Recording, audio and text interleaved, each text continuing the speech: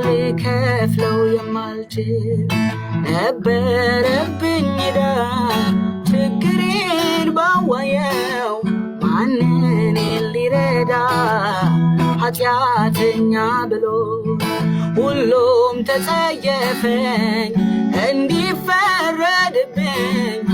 ጠላትም ከሰሰኝ ማነው የሚያድነኝ ከእንግዲህ ብዬ ብቻዬን ሳለቅስ አገኘኝ ጌታዬ ዕዳዬን ተወልኝ እንባዬን አበሰው የሕይወቴን ቁስል በቁስሉ ፈወሰው